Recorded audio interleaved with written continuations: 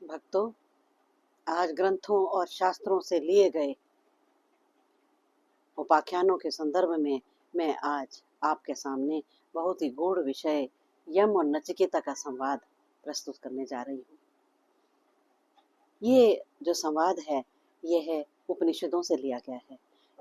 कठोपनिषद में के प्रथम और द्वितीय अध्याय में ये यम और नचिकेता का संवाद वर्णित है। इसके अनुसार ऋषि वाजश्रवा के पुत्र उद्दालक जो थे, वह अपने यज्ञ में उन्होंने बहुत सारे धन आदि पदार्थों का दान किया, बहुत सारे कई प्रकार के दान दिए और उन्होंने गौएं भी दान में दी। जब जो ऋत्विज थे वह गौओं को लेकर जा रहे थे, तो जो उद्दालक थे उनका जो पुत्र था नचिकेता, वह नचिकेता उन वृद्ध और बीमार गौओं को देखकर मन में सोचने लगा कि मेरे पिता ऐसी गौओं को दान में देकर अवश्य ही नरक के भागी बन जाएंगे। और वह अपने पिता के पास जाता है और अपने पिता को कहता है, पिताजी आप मुझे किसको दान में देंगे? और अपने पिता से बार बार यही आग्रह करता है, बार बार कहता है कि मुझे किसे दान में देंगे। पिता उसके बारंबार बोलने पर खींच कर कहते हैं कि जा, तुझे मृत्यु को, तुझे यम को दान में दूंगा। अब जो नचिकेता था वह यम के पास जाने के लिए तैयार हो जाता है और यम के पास जाता है और 3 दिन तक उनकी प्रतीक्षा करता है। 3 दिन बाद जब यम आते हैं तो वह यम उनको देखकर कहता है कि तुम मेरे अतिथि हो और तुम्हारा 3 दिन तक तुम्हें इंतजार करना पड़ा, तुम्हारा मैं सत्कार न कर सका, इसके लिए तुम इसके बदले में 3 वर मांग लो। तो जो नचिकेता है वह प्रथम वर में कहता है कि मेरे पिता मुझ पर प्रसन्न हो जाएं और वह मुझे अपना लें। और दूसरे वर में नचिकेता कहते हैं कि मुझे अग्नि विद्या आप प्राप्त करा दें। और फिर तीसरे वर में बुद्धिमान नचिकेता कहता है कि आप मुझे आत्म तत्व की जानकारी प्रदान करें। यम जो है वो पहले 2 वर उनको सहज ही प्रदान कर देते हैं, लेकिन तीसरे वर के लिए वह आनाकानी करते हैं कि यह गूढ़ विषय तुम्हें नहीं दिया जा सकता।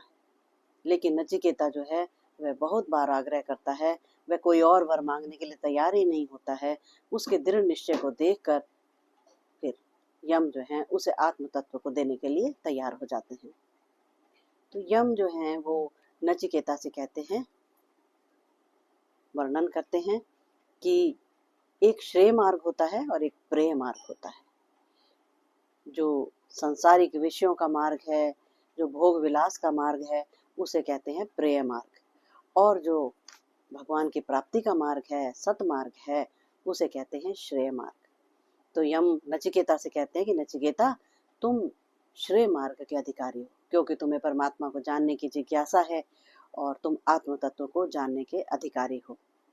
कोई इस ज्ञान को जो ग्रहण कर सकता है वह कोई कुशल जिज्ञासु ही इसको ग्रहण कर सकता है, वही इसका सुपात्र होता है। अतः क्योंकि तुम भी इसके लायक हो, तुम भी परमात्मा तत्व को जानना चाहते हो, अतः तुम्हें मैं ये मार्ग बताऊंगा। तो यम आगे कहते हैं कि सभी वेद जिस परम पद को प्राप्त करना चाहते हैं और साधक गण भी जिस परम पद के लिए प्रयास करते रहते हैं, वह ओम ही अक्षर ब्रह्म है। और इसी अक्षर ब्रह्म को भली प्रकार जानकर फिर साधक आत्म साक्षात्कार करता है और आत्म साक्षात्कार से बाद परमात्मा के ध्यान का यही आधार बनता है। यह आत्मा, ये हमने बताया, ना तो उत्पन्न होता है और ना ही नष्ट होता है। शरीर के नष्ट हो जाने पर भी आत्मा नष्ट नहीं होता। परमात्मा तत्व इस जीवात्मा की हृदय रूपी गुफा में अति सूक्ष्म, सूक्ष्म से भी अति सूक्ष्म अणु रूप से, महान से भी अति महान रूप से विराजमान है। निष्काम कर्म करने वाले, जिनको कोई कामना नहीं है, जो शोक रहित हैं, सुख और दुख में समभाव रखते हैं, ऐसे कोई बिरला ही परमात्मा की कृपा से इस आत्म तत्व को जान सकता है। यह आत्मा एक स्थान पर विद्यमान होते हुए भी ये परम चेतना दूर चली जाती है और शयन करते हुए भी सभी जगह गमन करती है। उन्होंने बताया ये परमात्मा तत्व मात्र स्तुति से, वंदना से, शास्त्रों के अध्ययन से नहीं जाना जा सकता। ये परमात्मा तत्व इसके किसी किसी साधक के समक्ष अपने वास्तविक स्वरूप को स्वयं ही अभिव्यक्त कर देता है, अर्थात उसकी परमात्मा की कृपा से ही इसे जाना जा सकता है। इसको जानने के लिए हमें परमात्मा का कृपा पात्र बनना होगा।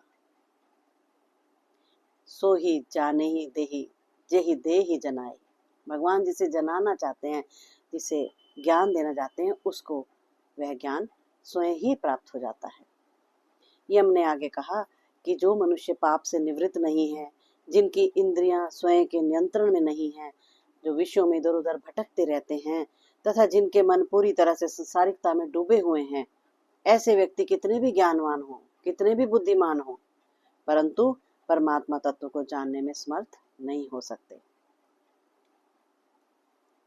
ये आत्मा तत्व यमराज ने कहा कि इसको शरीर रूपी रथ का स्वामी मानो, और शरीर को रथ और बुद्धि को रथ का सारथी मानो, और इंद्रियों को रथ के घोड़े मानो, और मन को इन घोड़ों की लगाम मानो, और सभी प्रकार के विषय जो संसार की वस्तुएं हैं, विषय हैं, भोग विलास की सामग्रियां हैं, इन सबको इंद्रियों रूपी अश्वों के विचरने का मार्ग बतलाया गया है, और आत्मा ही इन विषयों को अनुभव करने वाला भोगता होता है।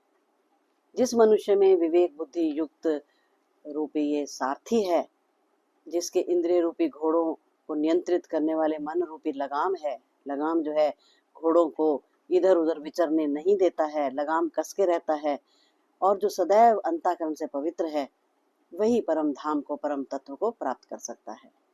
लेकिन जो अविवेक युक्त बुद्धि वाला है, जिसका सारथी अविवेक युक्त बुद्धि है, जिसके मन रूपी लगाम इंद्रिय रूपी घोड़ों को नियंत्रित नहीं कर सकते, उसके इंद्रिय रूपी घोड़े अच्छे बुरे विषयों में विचरते रहते हैं, बिना किसी नियंत्रण के वह हर विषय को ग्रहण करते हैं, वह कभी परम पद को प्राप्त नहीं कर सकता, वरना उसको बारंबार इस संसार के जन्म मरण के चक्र में अच्छी बुरी योनियों में भ्रमण करना पड़ता है, और समस्त प्राणियों में छिपा हुआ यह आत्म तत्व प्रकाशित नहीं होता, बल्कि सूक्ष्म दृष्टि रखने वाले तत्वदर्शियों को यह सूक्ष्म बुद्धि से ही दिखाई देता है।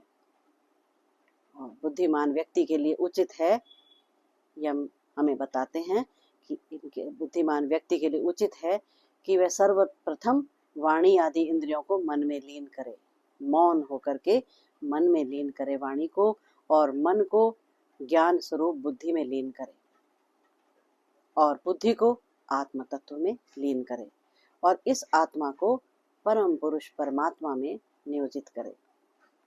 यम कहते हैं, मनुष्यों जागो, उठकर खड़े हो जाओ, और श्रेष्ठ ज्ञानी पुरुषों से ज्ञान प्राप्त करके परमात्मा तत्व को जानो, जिसे जानकर मनुष्य मृत्यु के मुख से छूट जाता है और अच्छी बुरी योनियों में उसे भटकना नहीं पड़ता। इस प्रकार यम ने आत्म तत्व का नचिकेता के समक्ष वर्णन किया, जिसको संक्षेप में मैंने अपनी अल्प बुद्धि द्वारा आपके सामने प्रस्तुत किया।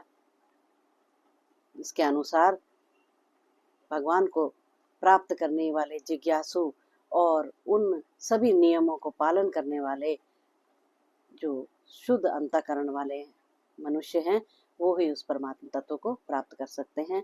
आत्म साक्षात्कार के बाद परमात्मा साक्षात्कार कर सकते हैं। यमराज द्वारा कहे गए इस सनातन उपाख्यान को उपनिषदों में कहा गया है कि जो मेधावी जन कहते हैं, सुनते हैं, समझते हैं, वो ब्रह्मलोक में प्रतिष्ठा प्राप्त करते हैं, और वह व्यक्ति इस पुण्य के प्रभाव से निश्चित ही अनंत की प्राप्ति में समर्थ हो जाता है। अतः हमें इस परमात्मा की प्राप्ति में लग जाना चाहिए, क्योंकि यही हमारे मनुष्य जन्म का एकमात्र ध्येय है।